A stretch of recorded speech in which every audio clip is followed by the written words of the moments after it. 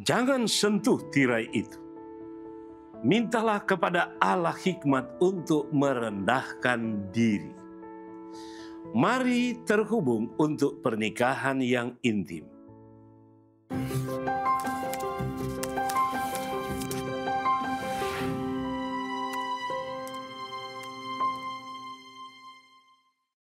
Nasihat Tuhan bagi kita pekan ini diambil dari Amsal 15 ayat 33. Firman Tuhan berkata, "Takut akan Tuhan adalah didikan yang mendatangkan hikmat, dan kerendahan hati mendahului kehormatan."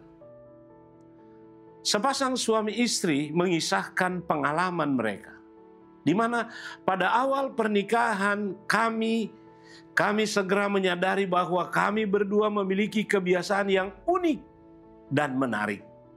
Salah satu kebiasaan aneh tersebut adalah dari arah mana tirai kamar tidur harus diputar. Sepertinya hal ini sederhana, bukan? Tetapi bagi kami tidak. Tergantung cara tirai diputar. Cahaya masuk ke ruangan dengan cara yang berbeda. Salah satu dari kami akan bangun dan memutar tirai ke atas. Lalu yang lain akan datang dari belakang dan memutar tirai itu ke bawah. Tapi kami tidak pernah melihat yang lain melakukan hal itu sampai suatu hari sang istri Elaine melihat Willy suaminya mendekati tirai dan berteriak, "Jangan sentuh tirai itu." Kamu bisa bayangkan apa yang terjadi setelah itu. Menurut Anda, siapa yang benar? Faktanya, kita berdua benar. Tidak peduli seberapa kuat bukti ilmiah yang Anda kemukakan, hal itu tidak penting. Apakah tirai harus diputar ke arah mana? Yang terpenting di sini adalah cukup bijak dan rendah hati dalam hal ini untuk menghormati keinginan masing-masing. Dalam banyak pernikahan, pasangan menghabiskan seumur hidup mencoba meyakinkan satu sama lain bahwa cara mereka adalah yang benar. Pasangan yang berbahagia, tentu saja jika hal tersebut tidak ilegal, tidak bermoral, atau tidak etis, kedua cara tersebut bisa saja benar. Dengan kata lain, jika hal tersebut bukan dosa, hormati satu sama lain dan temukan solusi yang efektif serta menghargai kedua sudut pandang. Mungkin Anda bisa sepakat untuk bergantian membuka tirai jendela, bukan? Atau mengangkat tirai jendela satu dan menurunkan yang lain. Kuncinya adalah menemukan solusi yang tidak membuat Anda terjebak dalam lingkaran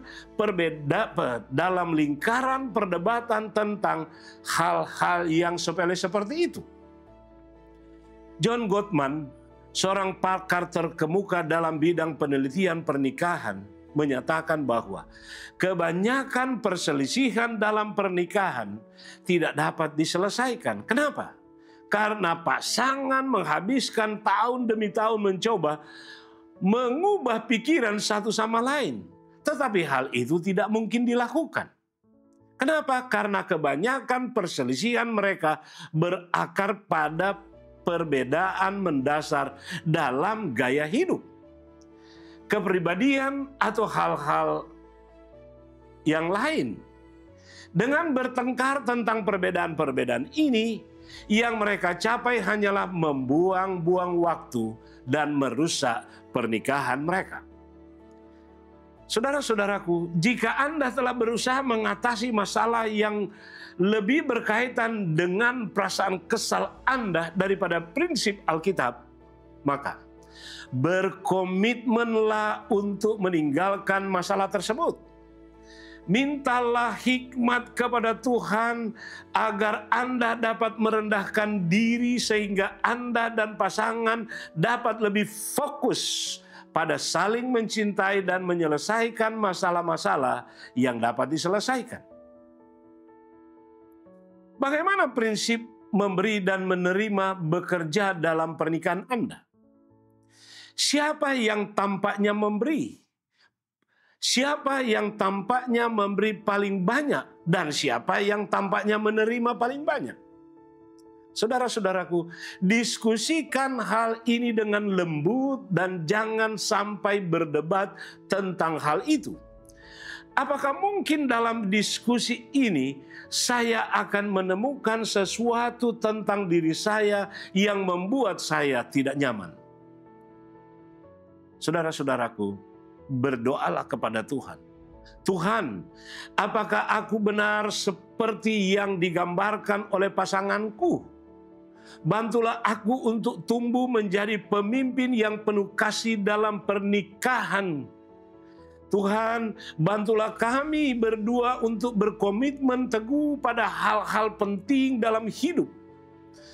Tetapi untuk selalu mengutamakan kebaikan hati satu sama lain. Terutama dalam hal-hal sehari-hari yang bersifat saling memberi dan menerima. Galatia 6 ayat 9 berkata, janganlah kita jemu-jemu berbuat baik. Fokus pada nilai yang ditekankan dalam teks ini. Bagaimana hal ini dapat diterapkan dalam pernikahan Anda dalam minggu ini?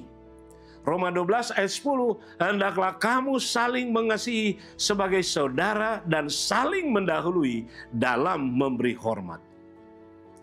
Mari terhubung dengan Allah dan pasangan Anda untuk pernikahan yang intim.